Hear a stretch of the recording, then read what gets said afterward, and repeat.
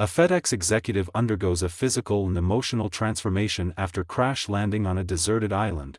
Memphis-based FedEx operations executive Chuck Noland and grad student Kelly Frears have long dated and lived together, and despite each being the love of the other's life, have not gotten married because of their respective busy schedules, especially Chuck's, as he is more often on business trips than he is at home.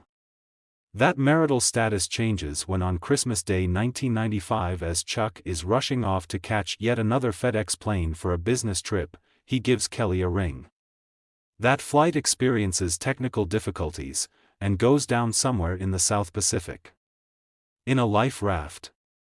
A relatively unharmed Chuck washes up on shore what he will learn is a deserted island, he unaware what has happened to any of his fellow flight mates, or the plane. However, several of the packages on board for delivery do wash up on shore with him, those packages which he initially treats with respect. Chuck realizes that his priority is survival, which primarily means food, water, shelter and fire, and rescue. But survival is also in an emotional sense. To fulfill that emotional need, he has an heirloom pocket watch with Kelly's photo that she gave him as a Christmas present, and eventually opening the FedEx packages, a Wilson volleyball on which he paints a face and which he names Wilson.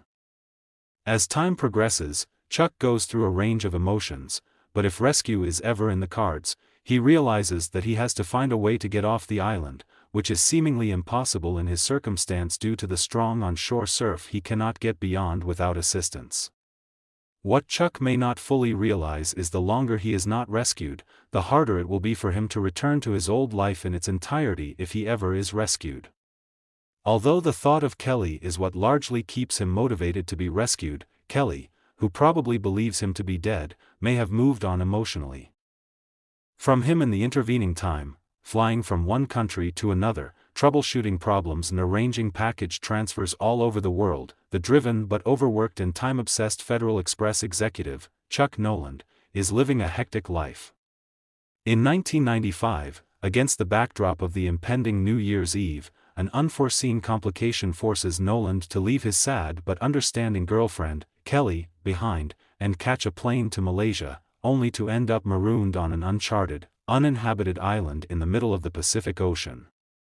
Suddenly, for the first time in a long while, Chuck has all the time in the world, however, bereft of the comforts of civilization, tending to his fundamental needs now becomes a constant struggle. Now, Chuck, the only living soul on the islet, must summon up the strength to survive. But, can he resist despair, and maintain hope to stay alive? After FedEx Systems engineer Chuck Noland is ripped out of his hasty life by the clock in a plane crash, he finds himself alone on the shores of a tropical island.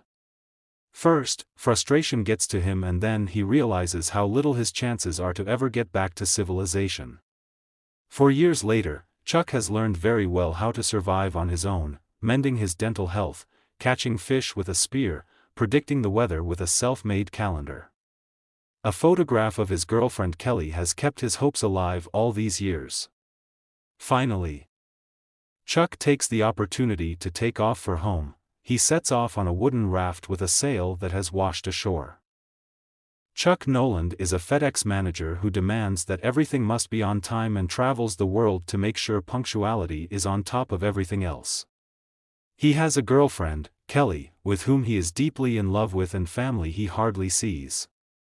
When work intrudes on Christmas Eve, Chuck has a quick gift exchange in the car and kisses Kelly goodbye. He boards a delivery plane going overseas which gets caught in a horrendous storm and crashes into the Pacific. The sole survivor Chuck washes up on a remote island along with several FedEx packages that he must use for supplies. With limited luxury, he adapts to the island over the course of 1,500 nights. When Chuck finally sees his chance, he rafts out on the ocean and fortunately is spotted. After a bittersweet welcome-back reception, Chuck finds Kelly has married another man and has children. But he is missing more than her. For all his life his objective was work. For 4 years, it was survival. Now Chuck is compelled to live. In 1995, Chuck Noland, Tom Hanks, is a time-obsessed systems analyst, who travels worldwide resolving productivity problems at FedEx depots. He is in a long-term relationship with Kelly Frears, Helen Hunt, whom he lives with in Memphis, Tennessee. Although the couple want to get married, Chuck's busy schedule interferes with their relationship. A Christmas with relatives is interrupted by Chuck being summoned to resolve a problem in Malaysia. Flying through a violent storm, his airplane crashes into the Pacific Ocean. Chuck is able to escape the sinking plane and is saved by an inflatable life raft, but in the process, loses the raft's emergency locator transmitter. He clings to the life raft, loses consciousness, and floats all night before being washed up on an island. After he awakens, he explores the island and soon discovers that it is uninhabited.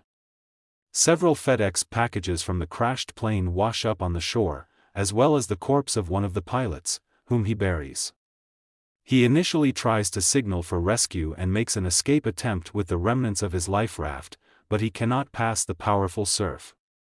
He searches for food, water, shelter, and opens the packages, finding a number of potentially useful items. He leaves one package, with a pair of wings painted on it, unopened. During a first attempt to make fire, Chuck receives a deep wound to his hand. In anger he throws several objects, including a Wilson Sporting Goods volleyball from one of the packages. A short time later he draws a face in the bloody handprint on the ball, names it Wilson and begins talking to it. 4 years later Chuck is dramatically thinner, bearded, his hair is longer, and he is wearing a loincloth. He has become adept at spearing fish and making fires. He also has regular conversations and arguments After with a Wilson. large section from a portable toilet washes up on the island, Chuck uses it as a sail in the construction of a raft. After spending some time building and stocking the raft and deciding when the weather conditions will be optimal, using an analemma he has created in his cave to monitor the time of year, he launches, using the sail to overcome the powerful surf. After some time on the ocean, a storm nearly tears his raft apart. The following day, Wilson,